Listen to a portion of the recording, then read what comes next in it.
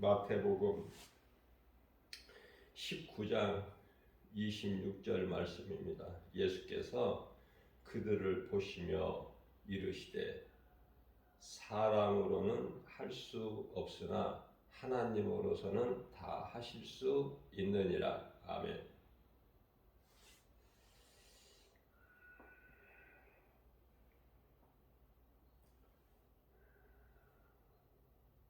이 말씀은 예수님께서 제자들에게 하신 말씀이죠.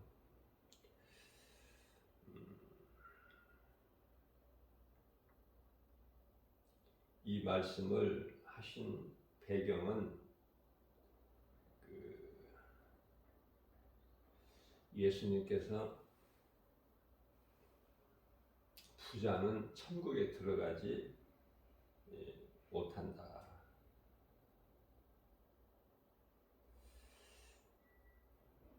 부자가 천국 들어가는 것은 낙타가 바늘구멍에 들어가는 것보다 더 어렵다. 다시 말하면 결코 들어갈 수가 없다는 말씀이죠. 부자가 천국 들어가는 일은 결코 없을 것이다.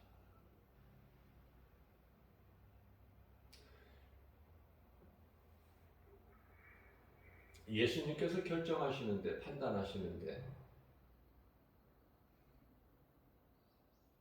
심판주 되시는데 예수님께서 안 된다고 하시면 누가 할 수 있겠어요? 그게 안 되는 거예요. 결론은 부자는 천국에 못 들어간다. 세상 말로 죽었다 깨나 못 들어가. 그런데 많은 사람들이 부자 되려고 그러잖아요. 목사들도 부자 되려고 그러잖아. 돈 많이 가지려고 그러잖아. 세상 거. 그냥 드러나 버리죠. 돈 사랑하는 목사들 그냥 드러나죠.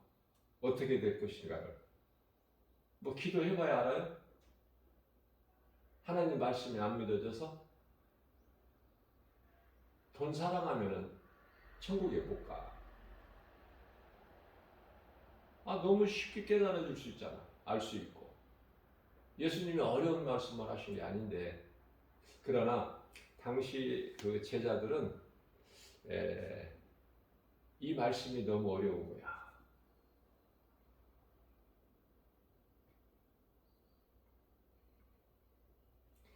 그렇기 때문에 제자들이 예수님이 하신 말씀을 듣고 놀라서 예수님께 여쭤봅니다. 예수님, 그러면 도대체 천국은 누가 들어간다는 것입니까?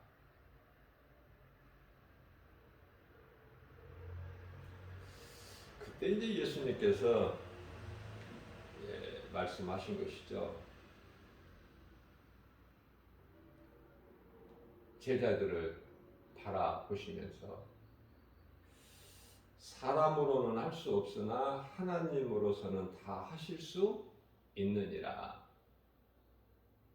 여기서 하나님께 모든 주권이 하나님께 있고 그 영광을 하나님께 돌리죠. 예수님께서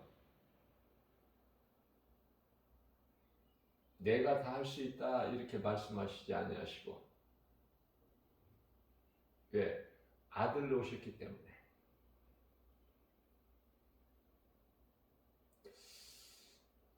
그러나 이렇게 말씀하신 예수님이 하나님이시죠? 예수님이 하나님이시라는 거 알지 못하고 교회 다니는 사람들이 너무 많아. 하나님의 아들로만 가르치니까 교회에서.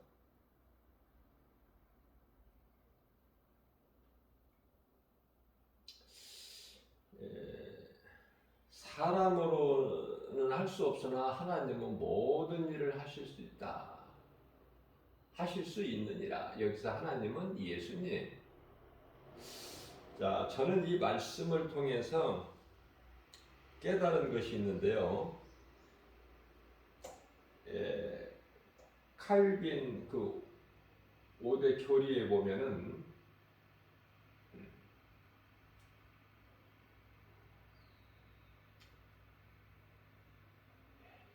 칼빈은 예정론이지 않습니까? 예정론. 그것이 지극히 성경적이에요. 예정론을 거부하는 교단들이 있지만은 칼빈의 예정론은 너무 성경적이다. 그걸 말씀에서 우리가 알게 되는데요. 저는 사람으로는 할 수 없으나 하나님으로서는 다 하실 수 있느니라. 이 말씀에서 제가 깨달을 수 있는 것은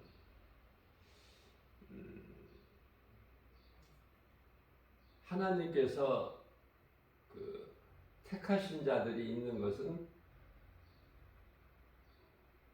성경적이에요. 택하신 자가 있고 택하시지 않는 자가 있고, 다시 말하면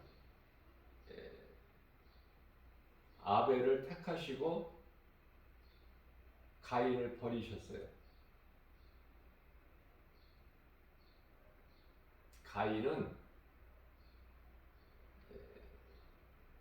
창세기서 1장 4절에서 빛과 어둠으로 하나님 나누실 때 가인은 어둠에 속한 자고 아벨은 빛에 속한 자예요. 그런데요, 가인이 아벨을 죽이지 않습니까? 들판에서 돌로 쳐서 죽이죠. 그리고 나는 모른다고 거짓말하지 않습니까? 내가 그를 지키는 자이니까. 그렇죠?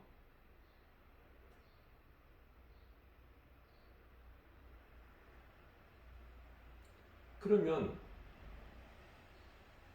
어둠에 속한 자, 버림을 받은 자가 가인이 아벨을 죽였어요. 빛에 속한 자를. 그렇다고 빛이 없어지나요? 끝이 납니까 이제? 아니죠.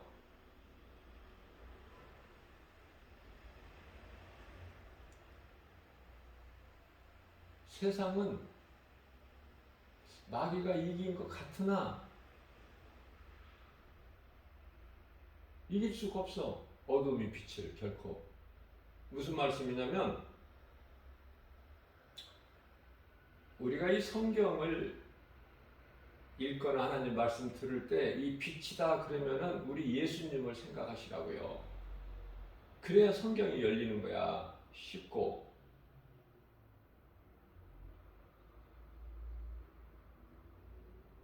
빛과 어둠을 영적인 것으로 생각하라니까요. 어둠은 마귀구나. 어둠에 속한 자들은 마귀 새끼들이구나. 요한 1서 3장 10절에서 말씀하고 있는 사탄의 자녀들, 마태복음 23장 33절에서 예수님께서 말씀하고 있는 이 뱀들아의 독사의 새끼들아, 그쪽이구나. 그래서 그들에게는 요한복음 8장 44절에서 너희 아버지는 마귀니 예수님께서 말씀하신 거잖아요. 자, 세상은 빛이신 예수님을 십자가에 못 박아 죽였어요. 그렇죠? 예수님은 십자가에서 육체를 벗으셨죠? 없어집니까?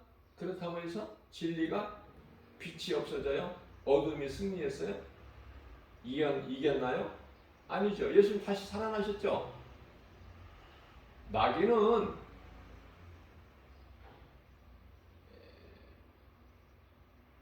예수님 다시 살아나신다는 걸 몰라. 예수를 십자가에 못 박아 죽이면 그것이 끝이고 마귀가 승리한 줄 알아요. 이긴 줄 알아요. 그래서 이 말씀과 관련하여 우리 예수님께서 우리에게 주신 말씀이 요한복음 10장 18절 말씀 아닙니까? 예수께서 이르시되 나는 내어줄 권세도 있고 다시 얻을 권세도 있다.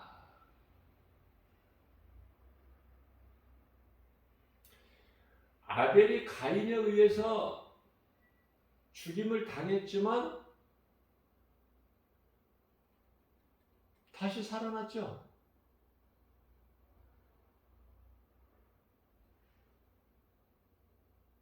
엘리야가 들림받았지만은 이 땅에 다시 왔지 않습니까?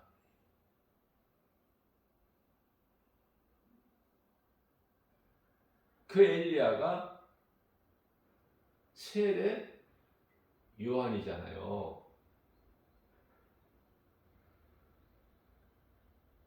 예수님께서 십자가에 달리셨으나 예수님은 다시 살아나셨죠.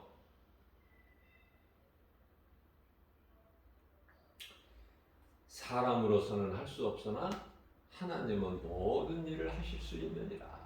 이 말씀 속에서 저는 놀라운 것을 깨달은 거가 있는데요.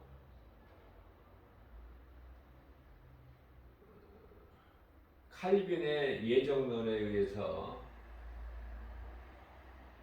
하나님께서 예정하신 자가 성경이죠.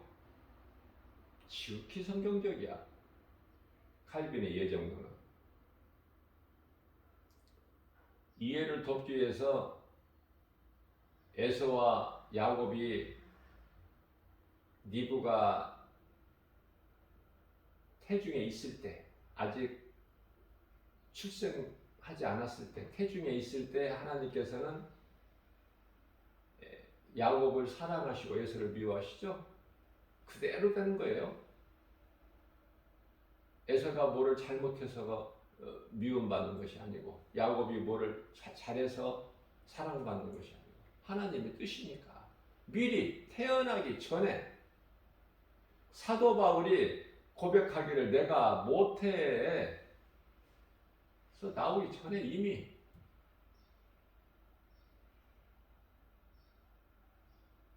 전도자로 하나님께서 이미 택하신 거예요. 다윗도 마찬가지고.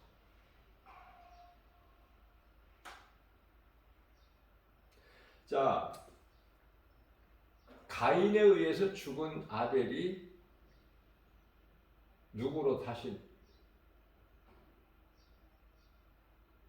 등장을 하죠? 셋. 그 이름이 셋이야. 셋.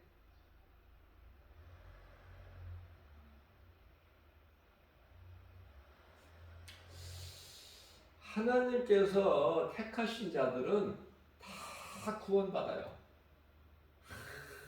한 영혼 한 사람도 빠뜨리지 아니하시고 하나님은 실수하시지 아니하시기 때문에 전능자시기 때문에 모든 것을 다 아시기 때문에 전지전능하신 분이시기 때문에 창조주. 그리고 거기에다가 더해서 보너스로 선물로 아니 특혜를 주셨어. 그게 누구야? 특혜. 하나님께서 택하신 자는 다 그 영혼이 구원받아. 사망의 문턱에 살아도 십자가에 달린 한편의 강도가 구원받은 것처럼 다 구원받아요. 자, 그렇다면 보너스로 더 은혜 중에 은혜, 선물 중에 선물로 구원받은 자들이 있으니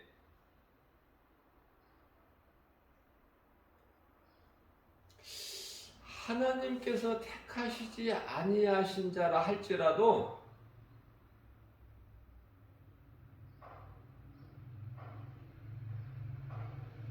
믿는 자,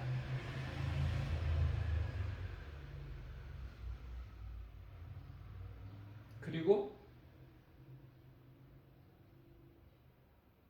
울면서라도 가기 싫은데 억지로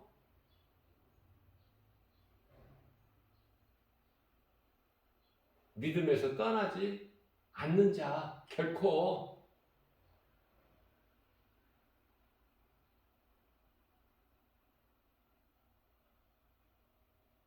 그게 우리 예수님께서 말씀하신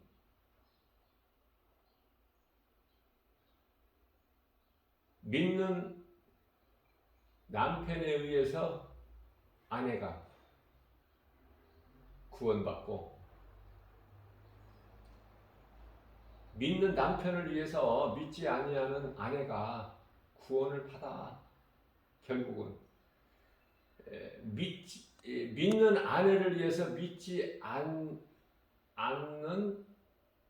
남편이 결국은 구원받는다니까요. 은혜 중에 은혜야. 이거는 선물 중에 선물이고 놀라운 걸 저는 깨닫게 돼요. 그래서 하나님께 택함받은 자가 구원받는 것은 100%다 마땅하고 그게 다 이루어지지만 거기에 더해서 플러스 택함받지 못했을지라도 하나님께서 하시는 된다는, 다시 말하면 구원하시겠다는 뉘앙스가 그 말씀 속에 있는 거예요. 누구라도.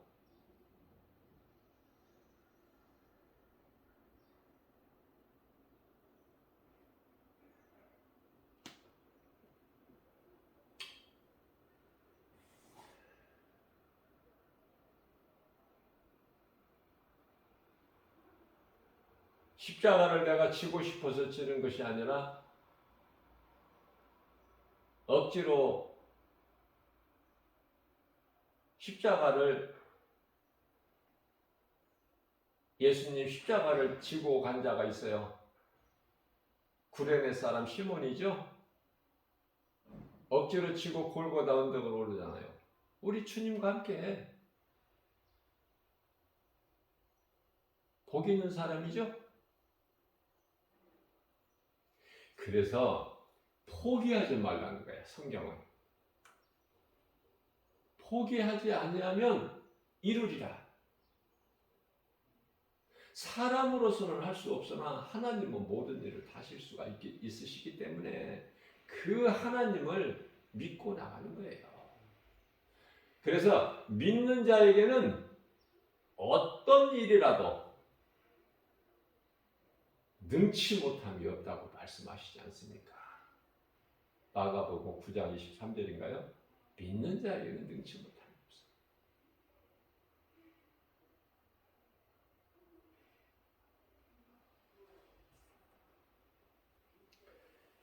예수님께서 말씀하신 것은 다 이루어져요.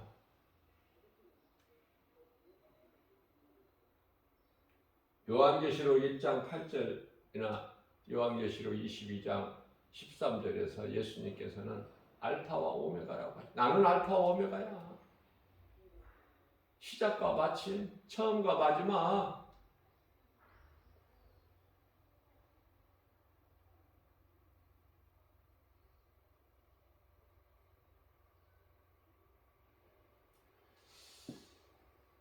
예수님께서 다시 오시기 위해서 지금 세계적으로 이런 일 저런 일들이 크고 작게 이루어지고 있고,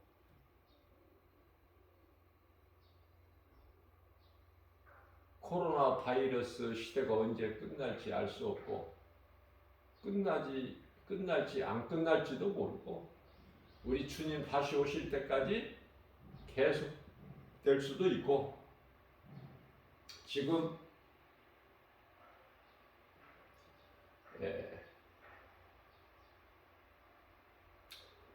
전에 있던 이라크 전쟁 뭐 이런 거 말고도 지금 현재 전쟁 중인 우크라이나 전쟁, 러시아와의 그 전쟁도 언제 끝날지도 모르죠. 오래 갈 것 같지 않습니까? 안 끝날 수도 있고 모르는 거야 우리는. 자, 그렇다면은 기후 변화가 있고 또 크고 작은 지진이 있고 기근이 있고 전쟁이 있고 질병이 있고 참 이런 시대를 살면서 이제 앞으로는 더 어려움을 겪게 되는데요, 세계적으로. 그리고 지금 우리가 알 수 있는 것이 이 음란이죠. 성적 문란.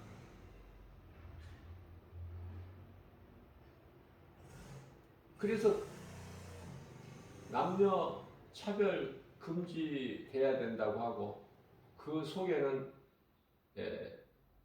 동성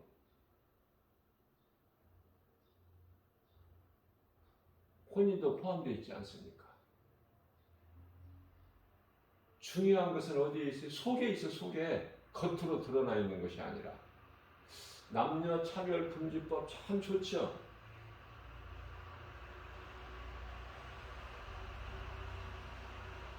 차별이 있으면 안 된다. 좋지 않습니까? 그럴듯하죠.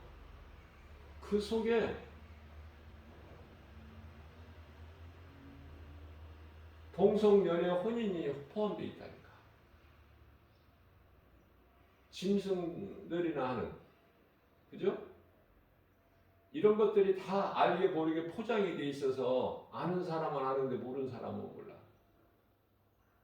그래서 요한계시록 13장에서 짐승의 표 666, 그 수는 사람의 수인데 18절 말씀에서 총명 있는 자는, 지혜 있는 자는 보라는 거예요. 짐승의 수 666, 그게 사람의 수니 적그리스도 거짓 선지자를 말씀하는 거죠. 사탄 마귀 그 용으로부터 권세를 받아서 요한계시록 13장 13절에서 하늘에서 불도 내리고 별짓 다 하는 거야. 이제 그게 마지막 때니까 그래요. 이제 때가 다 돼서 봐라 그래. 예수님께서 이게 이상한 일이 아니에요. 그러니까 말씀을 우리가 통해서 깨달은 자는 그렇구나. 모든 되어지는 일들을 또 앞으로 이후에 되어질 일들을 다 아는데, 그래서 준비하고 깨어있게 되는데, 모르는 사람은, 하나님 말씀에 관심이 없는 사람들은 그 누구라도 헛된 것을 구하는 거예요. 하나님의 말씀은 말씀에 대한 믿음이 없죠. 무슨 말이냐면은 예수님께서 다시 오시겠다는 말씀, 요한복음 14장 3절이나 18절 말씀, 요한계시록 22장의 12절 말씀, 내가 속히 오리니 내가 나에게는 너희에게 줄 상이 있어. 너희가 행한 대로 갚아줄 거야. 너희가 나로 인하여, 나를 믿는 믿음으로 인하여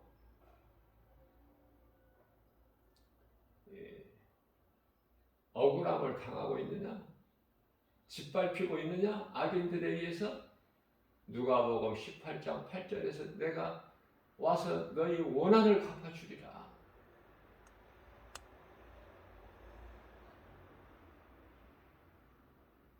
세상에서 지는 자가 그리스도인이에요. 세상을 어떻게 이겨?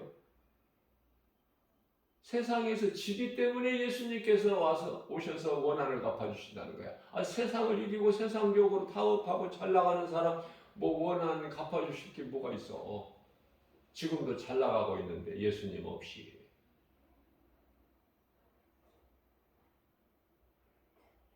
그래서 예수님께서 나를 택하셨는지 안 택하셨는지, 나를 구원하시기로 작정하셨는지 예정하셨는지 그런 거 상관하지 말고 믿음으로 구원받기 때문에, 믿음은 구원받는 거예요. 말씀 그대로.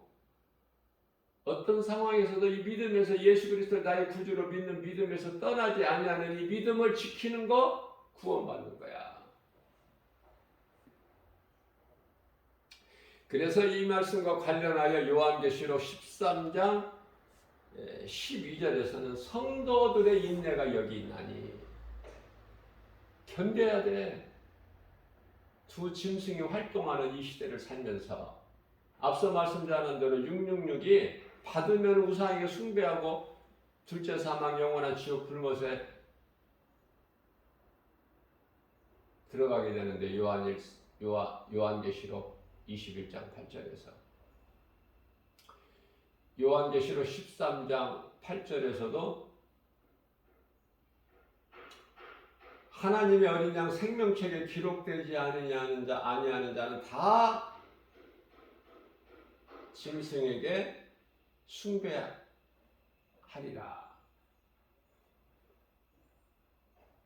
자, 그렇기 때문에 요한계시록 14장 12절에서 성도들의 인내가 여기 있나니 믿음을 지키기가 어려워요. 앞으로 갈수록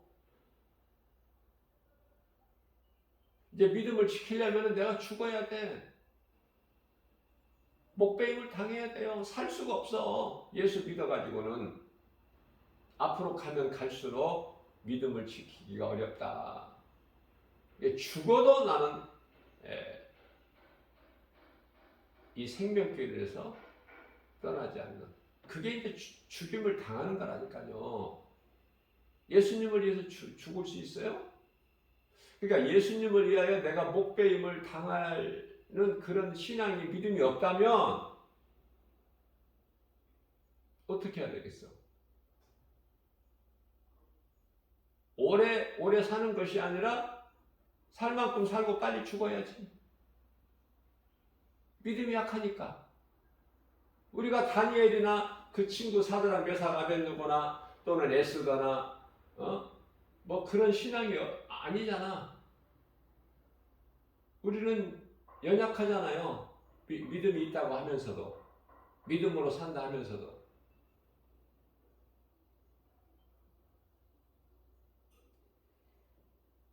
많은 목사들을 포함해서 교회 안에 있는 모든이 아니라 많은 사람들이 거짓된 이단에 속한 자들, 미혹하는 자들은 말할 것도 없고, 그들은 뭐 저주의 자식들이니까, 갈라디아서 1장 9절에서 저주받을 자들이니까, 그들은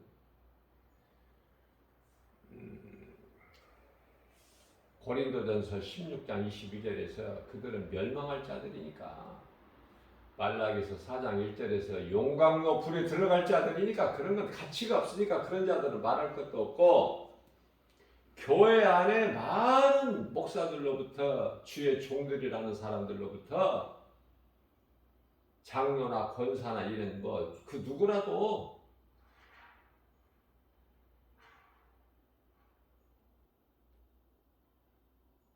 어떤 생각을 가지고 지금 신앙생활이 아닌 종교생활을 하고 있습니까?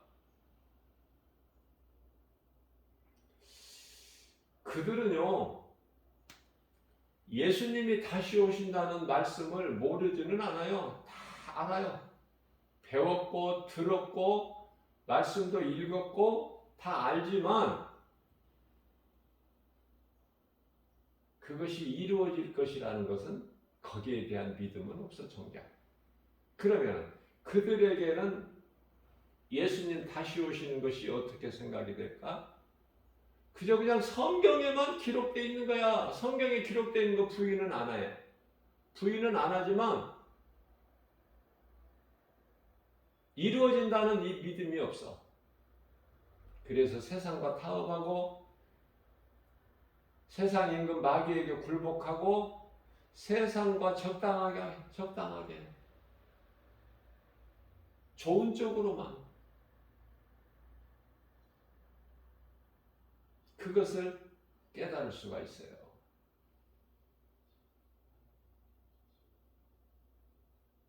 그래서 그러한 자들을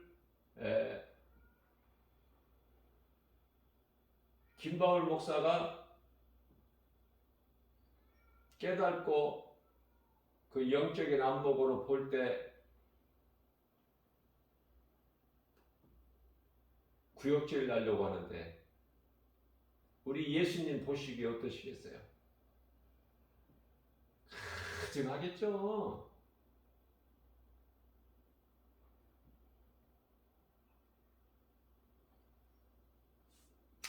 자, 그래서 요한계시록 14장 13절 말씀을 통해서는 어떤 말씀을 하시냐면요, 참 우리가 이해할 수 없고 알기 힘든 말씀을 하시는데, 이후로는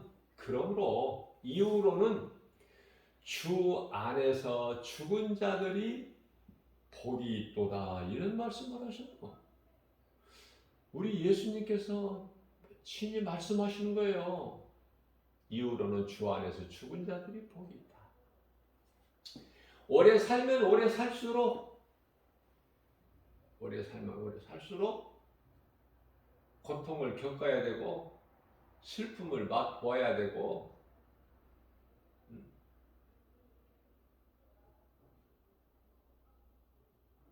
그래서 수고와 슬픔뿐이야. 열심을 내고 살아도 수고해도 슬픔뿐이라고 그래요. 시편의 90편 10절.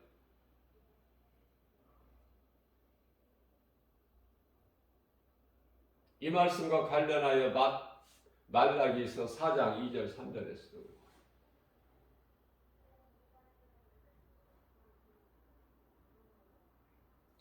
우리 예수님이 오시면 원한을 갚아주시는데, 믿는 너희들을 발바닥 밑에 재와 같다고 말씀하시는데,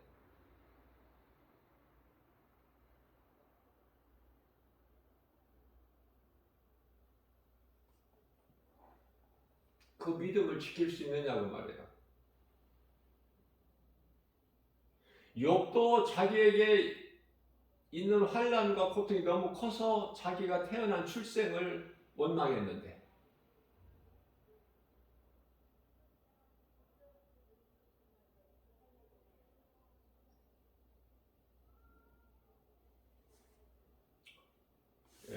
어떤 노인분을 내가 만났는데 농사를 열심히 쳐요. 그런데요, 나이가 많은 거예요. 아주 노인분인데 그렇게 건강해. 허리도 조금 더 굽지도 않고 피부도 좋고 건강해. 건강미가 막 넘쳐. 체격은 작지만 몸도 그냥 이렇게 약하게 생겼는데 체격도 작고, 일본의 그 장수, 일본 사람들 체질이 어때요? 작잖아요. 일본은 자동차도 적게 만들어. 크게 안 만들어. 미국같이, 유럽같이 크게 안 만들어. 그러면서도 실속이 있어. 체구도 작고. 유럽 사람들은 굉장히 그 몸이 비리한 사람들이 많지만은 일본 사람들은 거의가 다 왜소하죠. 체격이 작고. 그러면서도 오래 살죠. 자, 그런 노인분을 만났는데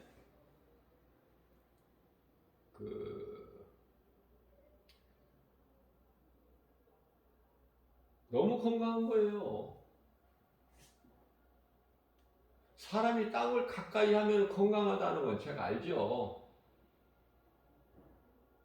본질이 흙이니까 흙을 가까이 하면 몸이 건강하다는 건 그건 성경이니까요. 그래서 어르신이 이렇게 연세도 많으신데 이렇게 밭일을 이렇게 열심히 하시네요. 힘드실 텐데. 그랬더니 힘 안 들 때 재밌대요. 일하는 것이 재밌다는 거예요. 즐겁고. 날마다 이렇게 밭에 와서, 그것도 버스를 타고 다녀야 될 거리인데도 자전거로 다녀. 대단하죠? 버스 한 3정거장이면은 상당한 거리인데 자전거를 타고 다녀서, 아니 지금 뭐 연세가 많으시잖아요. 그랬더니 이제 90이 다 됐네. 90이 다 됐대 이제. 그러니까 90은 안 되고 88세나 89세 정도 된 것 같아. 90이 다 됐대 이제. 이게 내년이면 90이 된다는 뜻 아니에요? 다 됐다는 거야 90이. 그런데도 이렇게 건강. 자전거 타고. 햇빛에 좀 그을려서 가무잡잡한데 그냥 건강해. 그래서 중요한 것은 하나님 계신 것을 믿느냐. 믿는데요.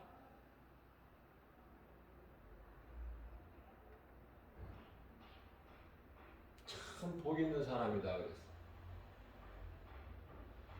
하나님을 모르고 건강하게 오래 살면 뭐 할 거야? 그건 저주인데 복이 아니다. 근데 하나님을 아는 거예요.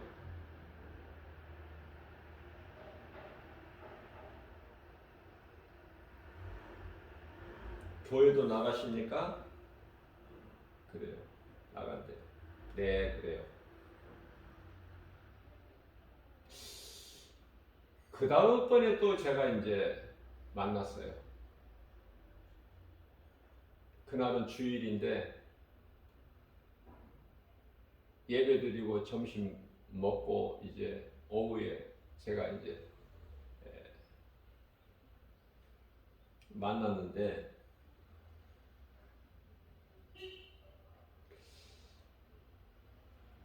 똑같은 모습으로 있는 거예요. 그래서 어르신 오늘 주일인데 교회 다녀오셨나요? 그랬더니 아이고 힘들어서 못 갔대요.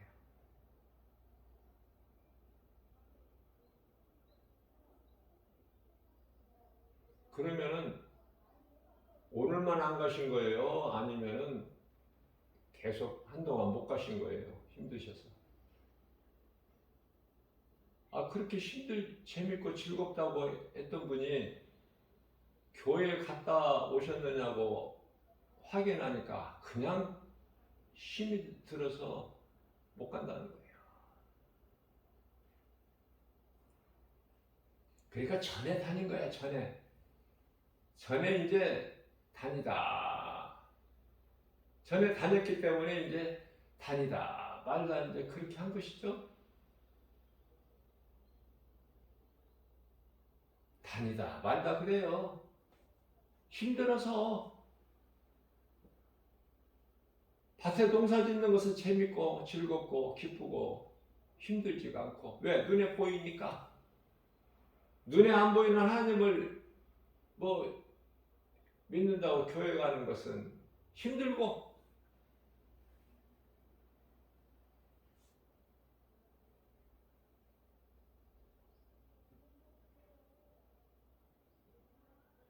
우리는 세상을 이기는 것이 아니라 지는 거예요. 어떻게 세상을 이겨?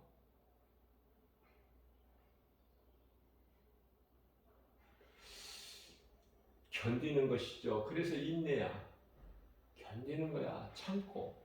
사도 바울은 옥에 갇혀서도 낙심하지 않았잖아. 오히려 기쁨으로 찬송했죠. 옆에 방의 죄수들이 듣더라.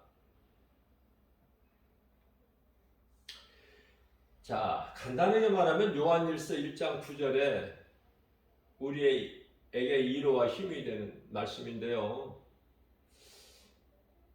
우리가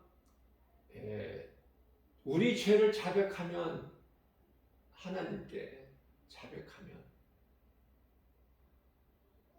믿음이 약한 사람들에게는 하나님이라고 해야지 예수님이라고 그러면은 더 거리가 멀어. 이거는 하나님. 왜? 그 하나님은 하나님을 믿지 않는 농부들도 알아.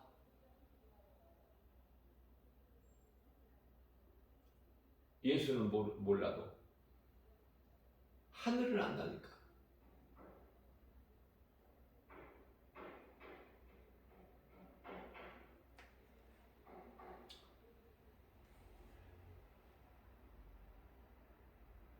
절간에 스님들도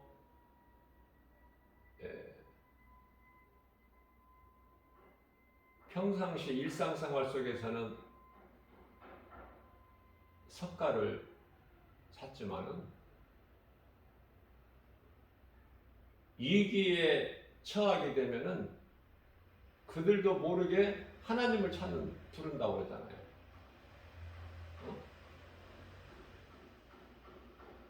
그런 예화가 있어요. 어떤 위기를 만나서 죽게 되는 그 순간에는 하나님을 부른다고 그러잖아. 하나님을 찾아. 인간의 본성이에요, 그것이. 그럴 수밖에 없는 거가 믿지 않더라도 그 이름을 부르게 돼. 하나님을 떠나서는 살 수 없는 존재로 지음을 받았기 때문에 사람이라는 이 존재가 자, 그래서 요한일서 1장 9절에서 중요한 것은 맨 앞에 말씀이에요. 만일 왜 이렇게 성경에 만일이라는 말이 많아? 만일 그러니까 어렵지만 뭐가? 예수님께 나와 자백하기 내 죄를 자백하기가 어렵지만 만일 우리가 우리의 죄를 예수님 앞에 나와서 자백하기만 하면 모든 우리에게 있는 모든 불의한 죄를 깨끗하게 해주신다는 말씀이에요. 저는 이 말씀이 너무 위로가 되고 힘이 돼서 이 말씀을 내 마음에 새겨두지 않을 수가 없더라고요.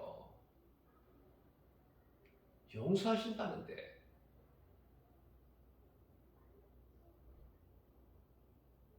이사야서 1장 18절 말씀 주홍같이 진홍같이 붉을지라도 양털같이 흰눈같이 희게 깨끗하게 해주신다는데 하나님의 은혜 아닙니까?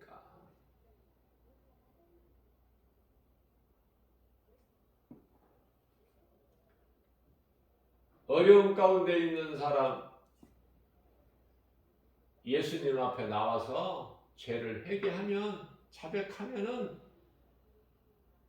모든 문제 해결되신 예수님, 치료되신 예수님, 어떤 문제가 있든지 어떤 병이 있든지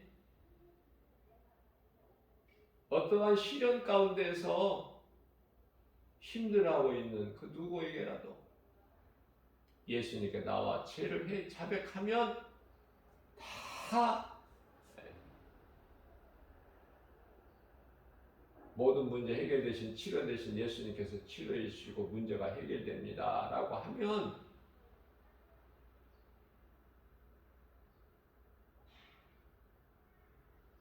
지금 이 처한 상황이 끝나고 좀 안정이 되고 평안해지면은 그때는 한번 해보겠지만은 지금은 힘들어서 안 된다는 거예요. 자, 우리가 이 신앙생활을 통해서 한 가지 분명하고 너무나도 중요한 것이 있어서 제가 가르쳐 드리는데 그것은 우선순위예요. 우선순위.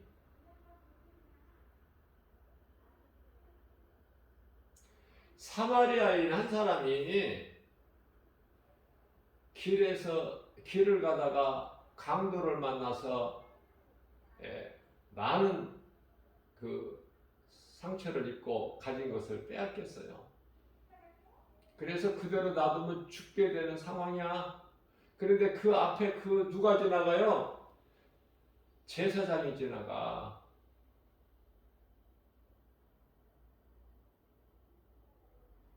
그런데 그냥 지나가요. 관심 없이 돌보지도 않고. 또 그 다음에 누가 지나가? 내인이 지나가. 내인. 제사장 족속이죠, 내인이.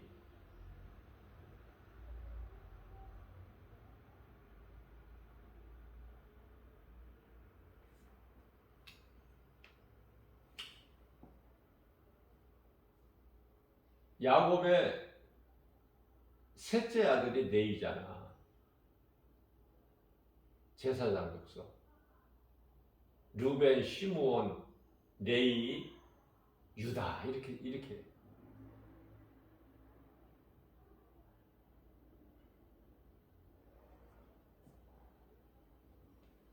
유다의 뿌리에서 그리스도께서 오시지만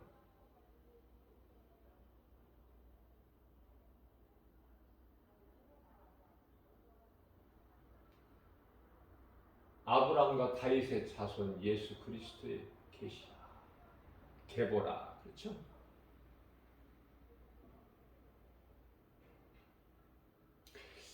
예수님께서는 우리를 향해 우리에게 깨끗하라, 죄 없이 살아라 그 말씀 아니에요. 사람이 어떻게 죄 없이 살 수 있나요? 깨끗할 수 있나요? 죄가 있을 수밖에, 허물이 있을 수밖에 없고 더러워질 수밖에 없는 거야, 인생이. 우리 힘으로 어떻게 깨끗하게 죄 안 짓고 허물 없이 살 수 있어? 그 말씀이 아니고 예수님께로 나오면 우리를 위하여 십자가에 달리신, 우리를 대신 우리의 저주를 짊어지신 우리 예수님께서 깨끗하게 해주신다는 거야. 십자가에서 흘린 피고. 그렇기 때문에 더러웠던 우리 행실, 죄, 온갖 것이 그리스도께 나가면 깨끗하게 되는 거 아닙니까? 우리 힘으로는 죽었다 깨나 죄 없이 할 수가 없어. 죄에서 벗어날 수가 없어요. 그래서 그리스도께서 오실 거야. 그런데요, 요한복음 1장 5절에 보면은 그리스도께서 이 어두운 세상에 빛으로 오셔서 빛이 어둠에 빛이 돼 어둠이 깨달지를 못할 뿐이지.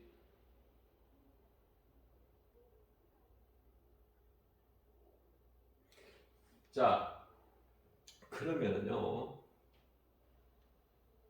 우리 예수님께서는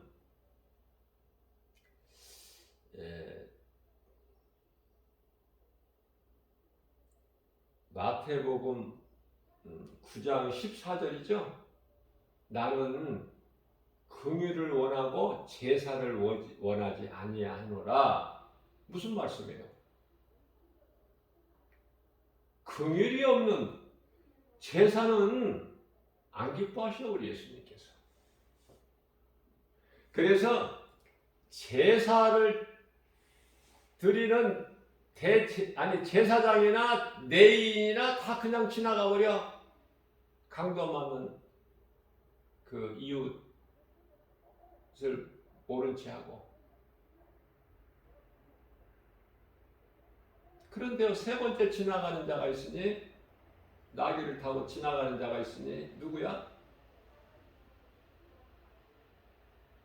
이방인이야. 이제 이제는 이방인, 유대인이 아니고 이방인.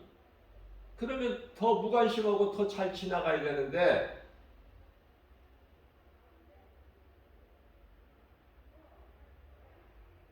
그 나귀에게 내려서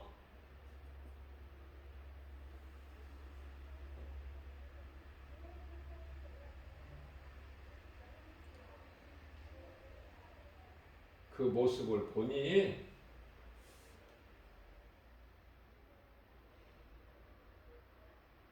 그대로 둘 수가 없어. 자기에게 있는 포도주를 발라서, 포도주라는 것은 기쁨과 즐거움과 치료와 모든 것이 다 의미하고 있는데, 포도주를 부어서 씻기고,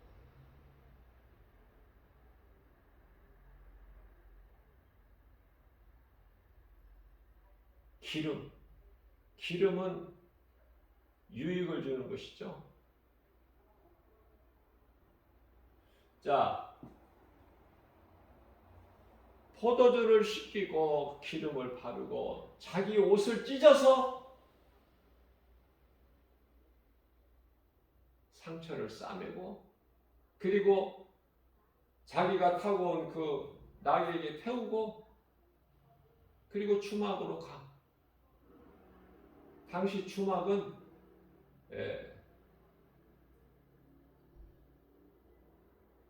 먹는 것도 해결되지만은 주막에 가면 해결이 돼. 돈이 들어가서 그렇지. 주막에 가서 부탁을 하죠. 얼마를 주면서 잘 돌봐주라고. 그리고 돈이 모자라면 이것으로 모자라면 내가 돌아오는 길에 다시 더 줄 테니 그리고 맡기고 가는 거예요. 자,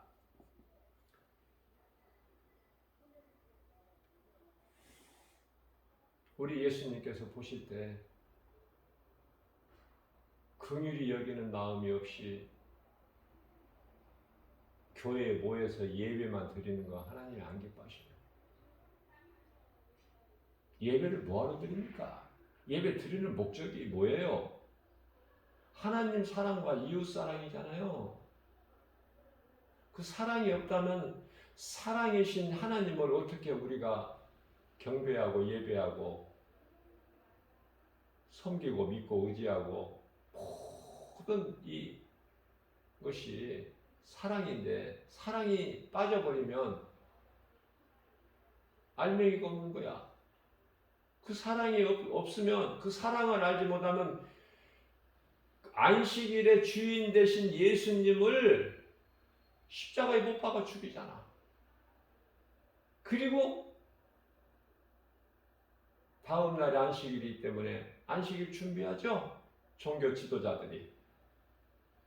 잘 깨달아야 돼요. 이 말씀에 나를 비유해서 나는 어떤 사람인가, 어떤 인생을 살고 있는가, 그리스도인이 맞는가, 아니면 종교 지도자인가,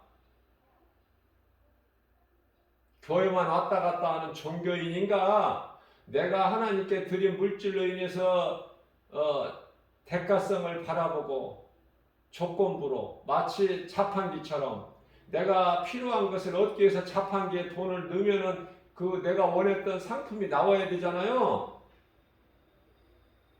안 나오면 가만히 참고 있을 사람이 누가 있어? 화나는데? 내 목적이 안 이루어졌는데? 내가 이렇게 얻기 위하여 이렇게 내가 돈을 냈는데 안 나와? 가만히 있지 않죠? 그쪽인가? 내가 뭐를 얻으려고 내가 하나님을 예배하는가? 아니면은 이미 뭐 더 주시라고 할 것이 없어. 왜? 예수님께서는 나를 위하여 십자가에 달리셔서 죽기까지 나를 사랑하셨기 때문에 그 예수님께 내가 뭐를 더 달라고 뭐를 구해. 이제는 나를 위하여 십자가에 달리시고 나를 구원하신 나 같은 죄인을 살리신 그 예수님을 내가 믿는 거 아닙니까? 그 믿으면 된 거야. 다른 어떤 것도 필요가 없어. 그래서 예수보다 귀한 것이 없는 인생을 살아야 되는 거예요. 우리가 남은 인생을. 그게 성도고 그게 그리스도인이거든요. 예수님의 제자가 되고 이제 복음을 전해야 예수님 제자가 되지만은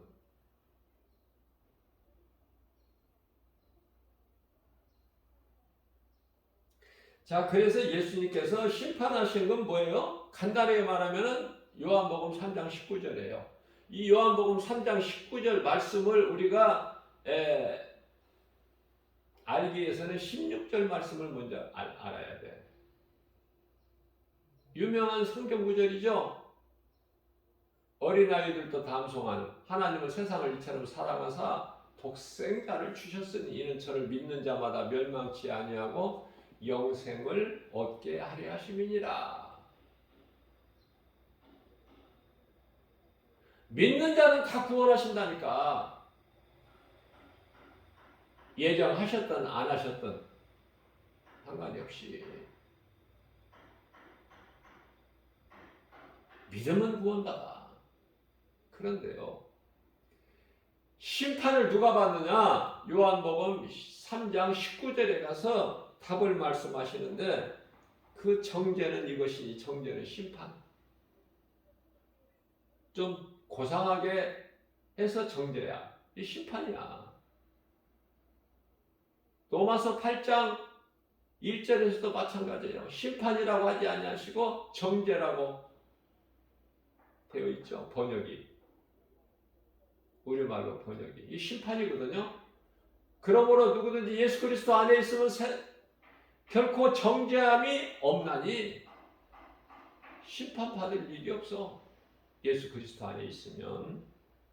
그래서 그 정죄는 이것이니 곧 빛이 세상에 왔으되 사람들이 자기 행위가 악함으로 빛보다 빛은 예수 그리스도라고 그랬죠. 성경의 빛은 예수 그리스도를 뜻하는 거예요.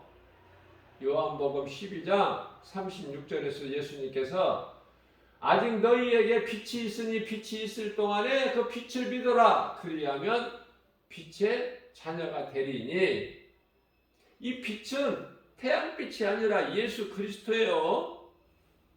바르게 알아야 돼. 그래야 건강한 신앙생활 할 수 있어요.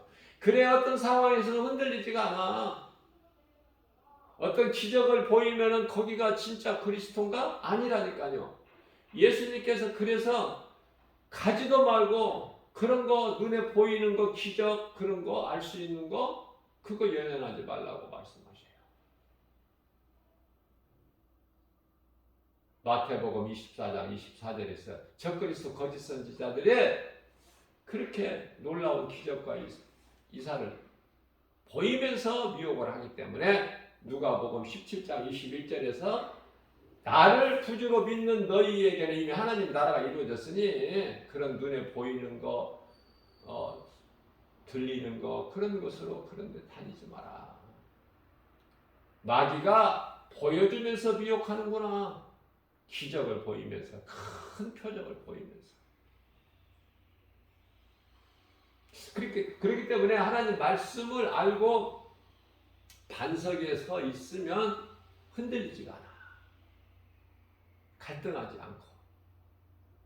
그래서 그 믿음 가지고 내가 받은 구원, 이미 받은 구원의 확신과 천국에 대한 소망을 가지고 나가면 갈등하는 것이 아니라 긍휼히 여기는 마음으로 그 사마리아의 상인처럼 사랑이 있게 되는 거예요. 그냥 지나치고 갈 수가 없어. 왜? 예수님께서 사랑하라고 하셨잖아. 네 몸 사랑한 것 같이 네 몸과 같이 사랑하라 그러셨잖아. 대충 사랑이 아니라 형식적인 것이 아니라. 그런 사랑 할 수 있나요? 그 사마리아의 상인 같이 그런 사랑 우리가 나눌 수 있어요? 베풀 수 있어요? 말씀에 나를 비춰봐야 되는 거예요. 항상 그리스도인이라면. 그래서 오늘날에 이 죽은 교회가 많고 죽은 성도들이 많아.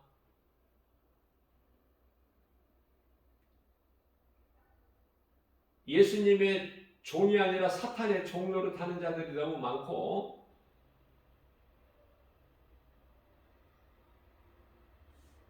자, 그러한 자들을 위해서 마태복음 3장 10절에서는 도끼가 이미 찍어버리기 위해서 나무 뿌리에 놓여 있다고 말씀하셨어요. 우리 예수님이 친히 하신 말씀이에요. 자, 그러면 우리가 어떻게 해야 될까? 마태복음 7장 24절이죠.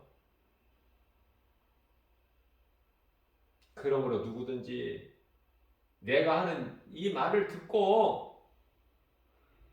행하는 자는 그 집을 반석 위에 지은 지혜로운 사람 같다. 이렇게 말씀을 하시죠.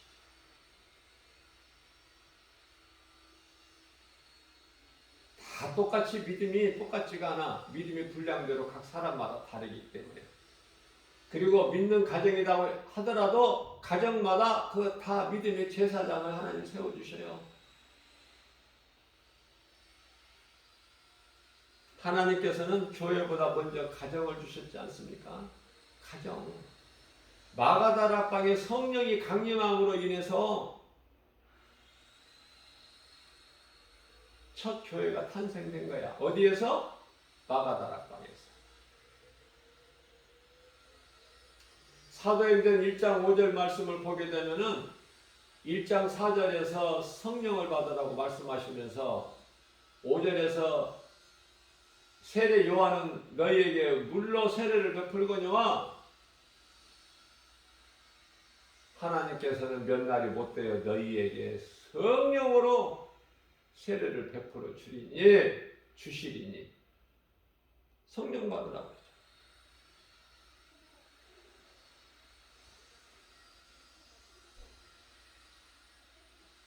남편은 아내를 사랑하고 아내는 남편에게 순종하는 것이 창조의 질서예요. 그게 하나님의 뜻 아닙니까?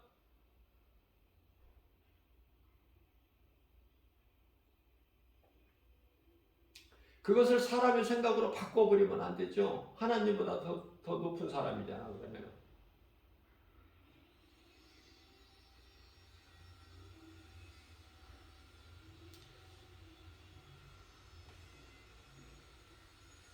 자녀는 먼저 가정에서 부모를 통해서 배워야 되고, 그 가정의 주인은 예수님만 섬기는 가정이, 그 가정은 예수님만 섬기는 가정이 돼야 되고, 그 가정의 주인은 예수님이 되셔야 된다. 이거 기본 아니냐고. 기본.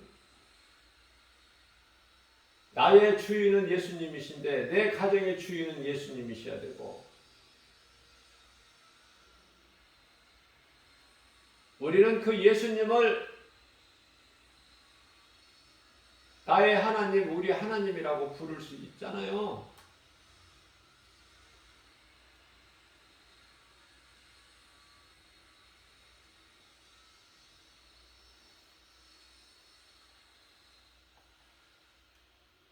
예수보다 귀한 것이 없는 삶을 살아야 됩니다. 삶의 우선순위를 예수님께 두는 것인데요. 우선순위라는 건 뭐냐면은 예수보다 그 어떤 것도 앞서는 것이 없어야 돼.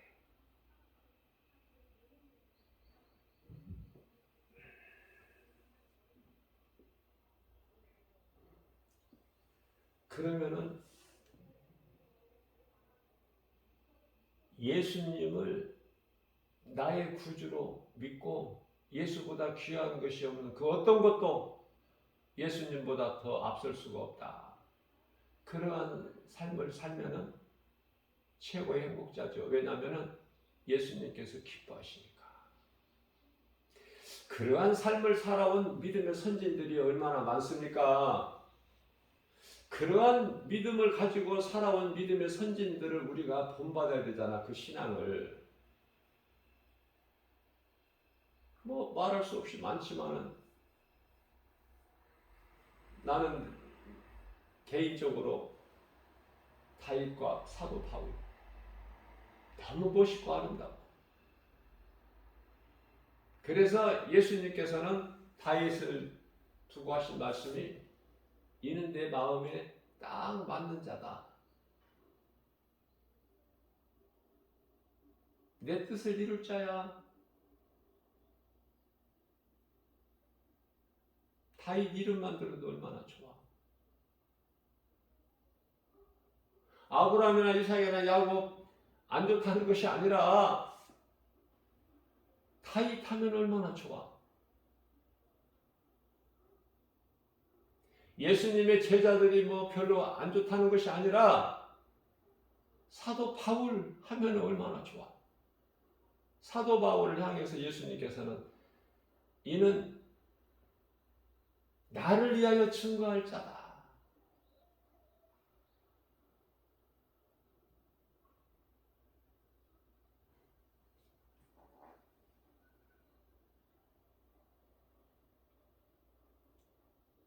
자녀는 부모를 즐겁게 해야 되고, 특히 잠언서 23장 25절에서는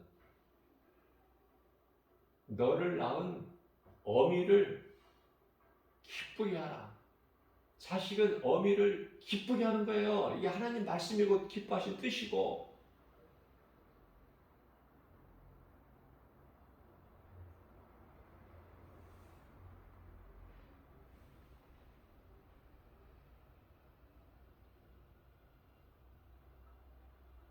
참 기쁨은요, 참 평안은, 참된 복은 복음이에요. 제가 수없이 강조한 거죠.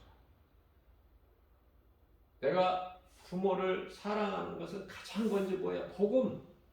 예수 믿게 하는 거. 예수 안 믿는 부모,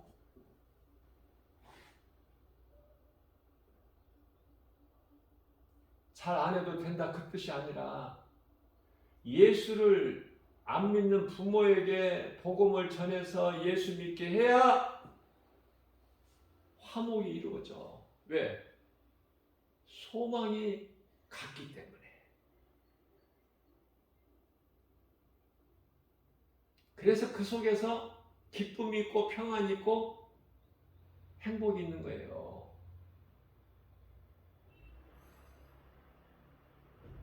만일에 가족 중에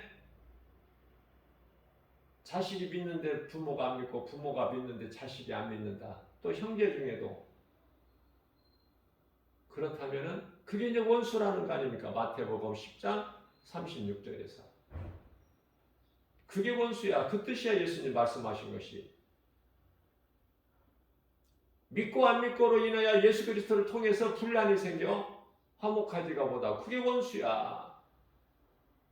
거리가 멀어지고 다툼이 있고. 왜? 뜻이 안 맞으니까.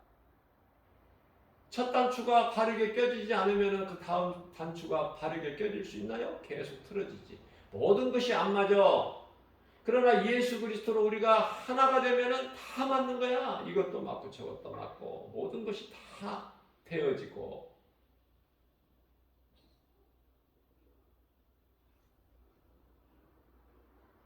제가 오늘 말씀을 통해서 여러 가지를 나름대로 가르쳐 드렸어요. 설령 택함 받지 못한 자라 할지라도 그런 거 연연하지 말고,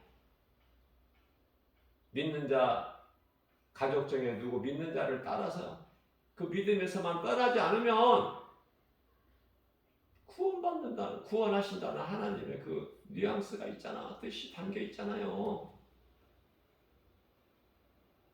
그게 하나님의 은혜고 선물 아닙니까?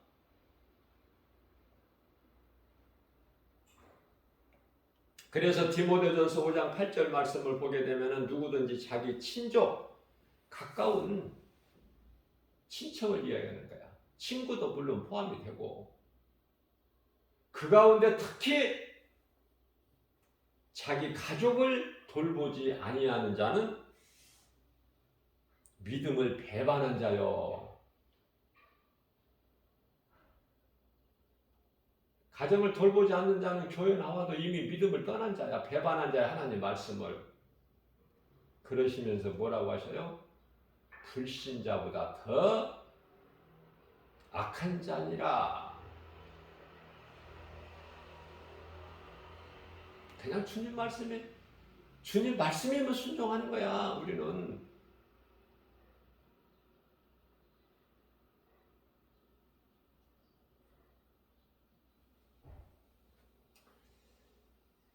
오늘 또 우리에게 새날을 열어주셨어요.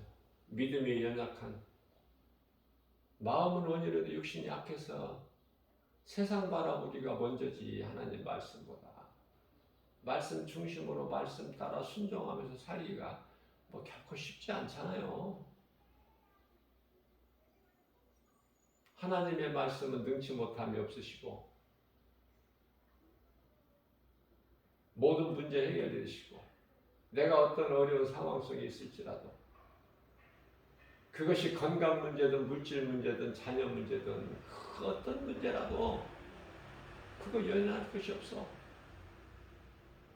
그저 겸손한 마음으로 주여 나는 죄인입니다. 아, 죄인이 무슨 할 말이 있어? 모든 것이 우리가 사는 것은 하나님의 은혜인데, 그죠? 내가 나 된 것은 하나님의 은혜요. 내가 지금까지 산 것도 하나님의 은혜고, 장차 나를 천국으로 인도하실 것이니 그 믿음 가지고 나가게 되면 모든 것이 다 나를 위하여 있는 것이라고 생각이 되기 때문에 부유하고 행복하고 건강하고. 왜? 모든 문제 해결되신 예수님, 치료되신 예수님께서 성령으로 나와 함께 하시기 때문에 부족함이 없죠. 주 안에 있는 나에게는 부족함이 전혀 없다. 이러한 믿음 가지고 하나님 사랑과 이웃 사랑을 몸소 실천하면서 우리 예수님이 기뻐하시는 성령의 열매, 죄의 열매가 아니다. 악은 그 모양이라도 버려버리고, 데살로니가전서 5장 22절에 성령의 9가지 열매, 사랑과 희락과 화평, 오래 참음과 자비의 양성, 충성과 온유와 절제. 가장 먼저 사랑, 사랑은 하나님 사랑과 이웃 사랑. 이웃을 사랑할 때 내 몸과 같이 하나님의 사랑할 때는 내 몸을 번제물로, 산 제물로 드릴 수 있는 믿음.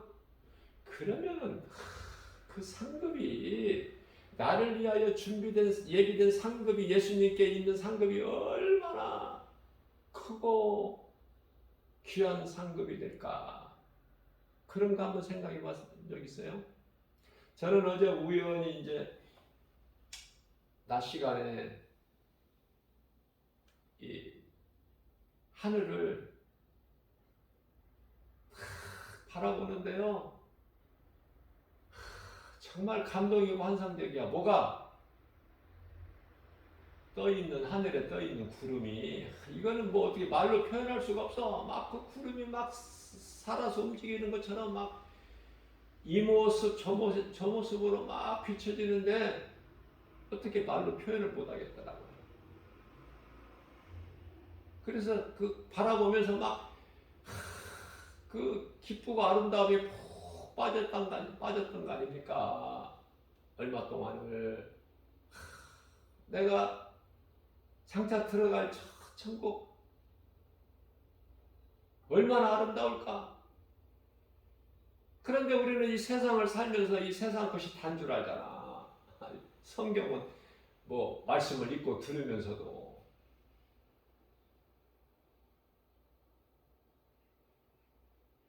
그러니까 위의 것을 모르면은 땅의 것을 연연할 수밖에 없어.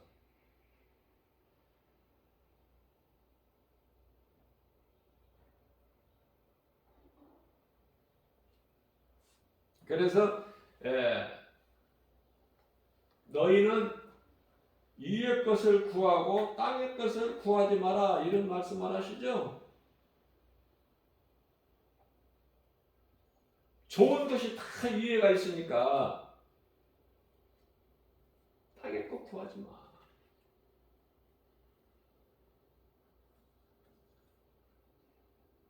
위에 소망을 두고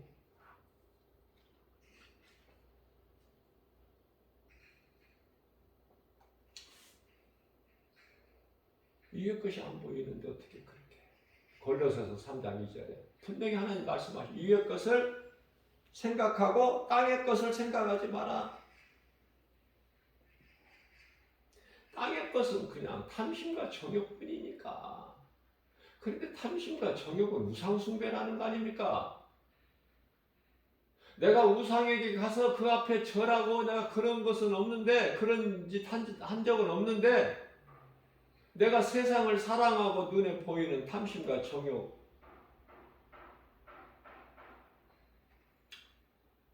좀 내가 세상을 사랑한 것밖에 없는데 그게 우상숭배라는 거예요. 정신 차려야 되겠죠. 구별을 잘 해야 되겠죠. 그래서 요한일서 2장 15절에 17절에 너희는 세상이나 세상에 있는 것들을 사랑하지 마라. 그것은 다 하나님께로부터 온 것이 아니라 세상으로부터 왔으니 그것은 육신의 정욕, 안목의 정욕, 이생의 자랑이니라. 그게 우상 숭배라는 거 아닙니까? 지금까지 우리가 부족하고 잘못한 것, 잘못 행해왔던 거 다 용서해 주신다는 거야. 베드로전서 4장 3절 말씀. 이제까지 한 것으로 족하도다. 얼마나 위로해 주셔요. 우리 예수님께 만져주셔요. 따스한 손길로, 못자국 난 손으로. 그러면서 됐다 이제. 예수님 다 하신다는 거야. 죄성, 악성, 독성으로 인해서 세상 사랑하고 탐심과 정욕과 그 다 아시고 그걸 알겠다. 내가 안다. 내가 너를 잘 아노라. 그러나 이제는 베드로전서 4장 7절에서 더 그렇게는 살지 마. 이제 때가 다 됐으니까 이제는 정신을 차리고 돌아오라는 거 아닙니까? 오늘 또 주님이 우리에게 주신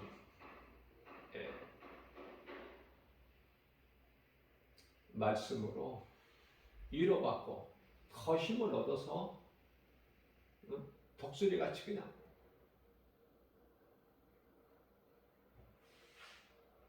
크게 성경을 볼 수 있는, 넓게 볼 수 있는 그러한 믿음으로 우리 예수님을, 우리의 구원과 영원한 생명 되신 예수님을 기쁘시게 영화롭게 드리고 하나님을 사랑하는 자들에게 성령을 통해서 모든 주신 복과 평안을 풍성히 받아 누리고 사는, 예수보다 귀한 것이 없는 우리 남은 인생길을 사는 저와 여러분들 되시기를 주님의 이름으로 축복합니다.